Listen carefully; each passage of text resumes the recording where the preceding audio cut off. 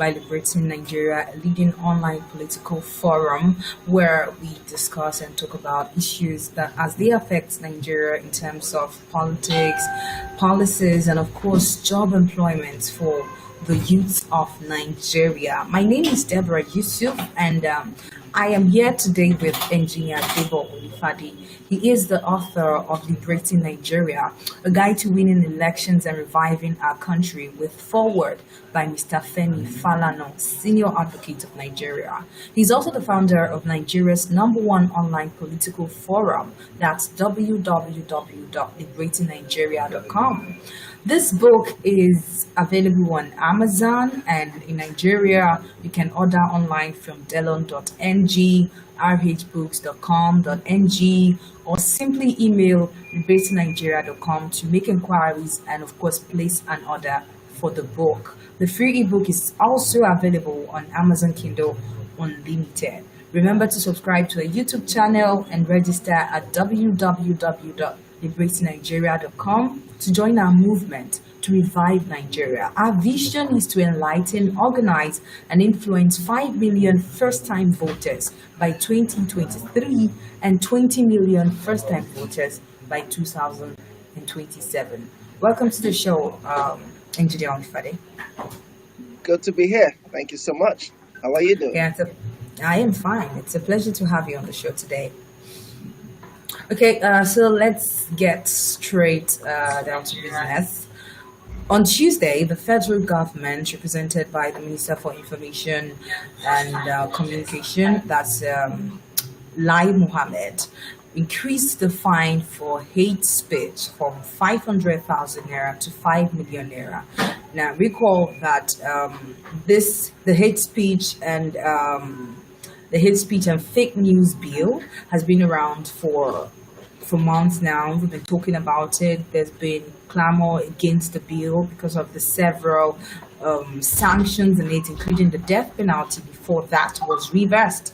But now the federal government has said the fine for fake news will be 5 million naira instead of the initial 500,000 naira. Now, I want us to put that aside and also consider the RevolutionNow protests that held on Wednesday and how the protesters were humiliated, were beaten, were abused and arrested by security officials.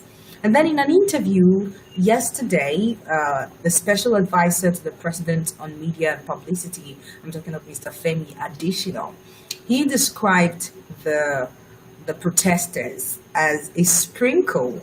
In his words now, they are a sprinkle of young people, and what they did is not a protest, but a child's play, and it is funny and irritating. Now, we would consider these two happenings. Should we then say that the present administration does not like criticism, or they frown at anyone who comes at them to say, okay, we do not like what you are doing, we want you to do better? Because if you consider the things that the RevolutionNow protesters brought forward, they said they want better governance, good job for the youths, and so many security of lives and property. These are things that, yes, a citizen of Nigeria should ask for. What have they done wrong? What's your take on this, Engineer Onifade? So for me, I'm surprised that we talk about the minister all the time, Minister of Information, Lai Mohammed. I think it's shocking that a guy who is a progressive turns out to be a dictator within a few years. I've always wondered who in this government doesn't like criticism. Is it the president himself? Was it Abakari, chief of staff? Ministers. Or the Minister of Information? Who exactly? Because I usually in government you can say it's the you can pinpoint a few key people that are probably a few key actors that are bent on something. But maybe apart from the vice president and his Laolu Akonde, his spokesman, I think every other person is championing the same. Laolu Akonde is very civil. Anytime he response, and I'm assuming that that's what his principal wants. That's the vice president, and that's commendable. But when you listen to Garba Shehu, Femi Adesina, it's like they're all the same, or Lai Mohammed. They don't want opposition, and they seem to have forgotten the past. We need to give credit to Goodluck Jonathan for this, President Goodluck Jonathan. He was better allowing opposition. If I compare both governments, I can clearly say that Goodluck Jonathan is far, far better than this president. And it's not possible for the president to wash his hands clean and say, "Oh, I didn't know about it." He must take full responsibility. Hate speech. How do you define what hate speech means? It's a very difficult. It's very difficult to define such. And then why are you increasing it? Does it mean that hate speech has increased suddenly in the last few years? It just means you are scaring people. You don't want people to talk. And then RevolutionNow protesters. This, to the best of my knowledge, nothing extraordinary was done. Okay. And the government should have left them to do what they want to do. Nobody was going to burn any house. Nothing evil was being done. And there was absolutely no reason for Femi Adesina to say such derogatory things about them and for government to clamp down. Why? Why clamp down on innocent people that are not going to hurt you one bit? Okay. And I think Femi should remember that it's not about how many people, it's about the message. I thought he should have said, "Oh, we're getting the message. They want better governance. The government is going to try its best to do better." You don't ridicule, you don't pass derogatory comments on people that are trying to fight for more people. So the fact that 50 million poor Nigerians or 100 million have chosen to stay at home doesn't mean that they are happy with this government. I think Femi Adesina deceives himself by continually saying that a lot of people, a lot of Nigerians are happy with this government. Same as Garba Shehu. Well, he says if we calm down, we would see the good things that this administration have achieved. So we are just not calm. That's why we're not. So Nigerians are not fools. We know this government has failed. In some areas they've done better than Goodluck Jonathan. In some areas they've done worse. But ultimately they have failed. Just like the Goodluck Jonathan government failed Nigerians, this government has failed. And let me make this clear though. You know that I don't support revolution protests. Exactly. I was going to get to that. So I don't support it. I don't support revolution now. I've not had opportunity to talk to Sowore. I've had cause to talk about him. I look forward to getting an opportunity to speak with him. And my position is very clear. I don't support revolution now. And the reason is that there are two reasons. One, I know that it can lead to bloodshed, and I don't like violence. I don't want anything that is close to violence. Innocent people may be killed unintentionally. I don't like that. But the second reason is I know it will not work. It will not work. And I think people need to start understanding that. It will not work. Perhaps that's the biggest reason. So why do you venture into something that is not going to work? Something that is dead on arrival? Nigeria is. I've written articles on it a lot. I wrote an article, Revolution Now. Let's face reality.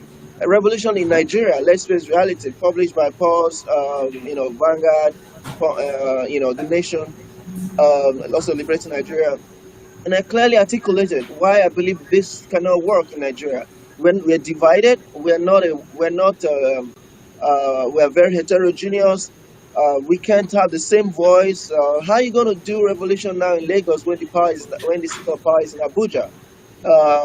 You can't do it across 36 states. We don't have the Joint Action Committee that Gani Fawayemi had those days that could mobilize across 36 states of Nigeria. There is no single structure like that right now in Nigeria. We are so,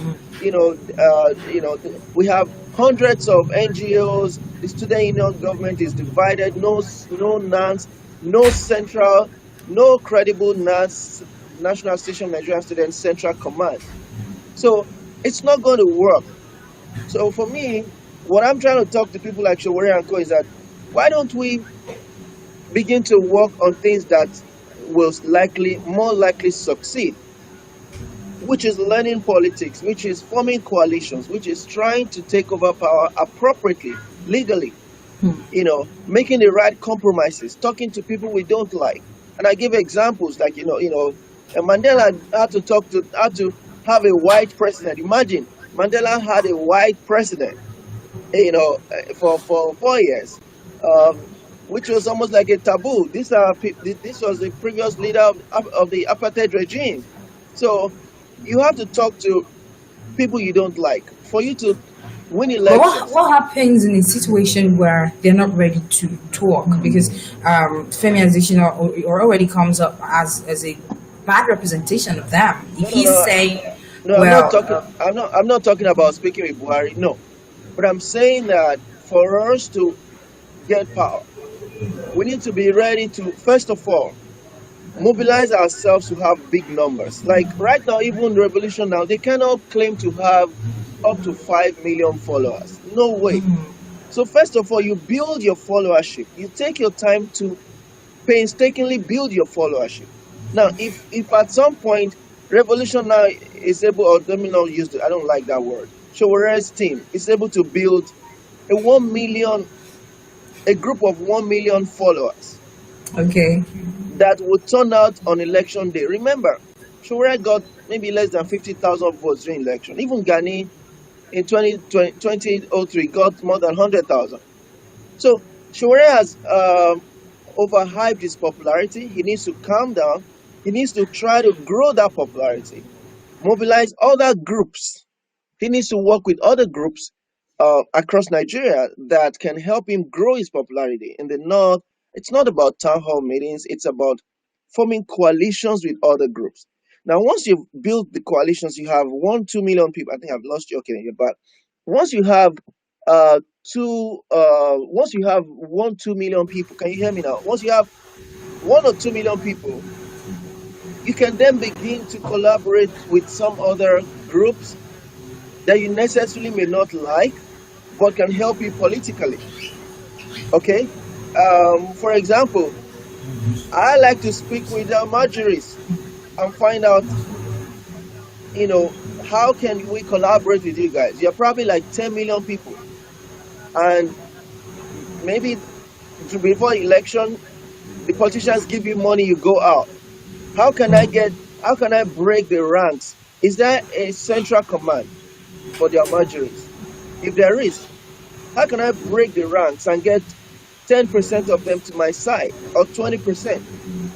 Remember, you cannot win elections in Nigeria without northern support. The northern elites are not going to back you because they are part of the problem. The southern elites are not going to back you, at least at the beginning. So, I go to the north, I find ways to infiltrate the groups that are not run by the elites. I talk to Gumi, a few Sheikh Gumi, a few priests, a few that's not the word, a few imams that are anti-elites. I try to bring them to my side. I cede power to them. I create a group of 2 million loyal followers. And then election is about to start.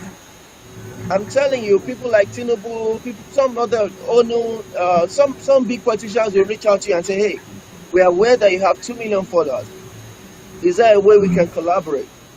And then you can think and say, okay, I don't like some of these guys that are talking to me, but okay, how can we work with them so that we can win elections? Okay, for us to collaborate with you, we need 5 Senate seats.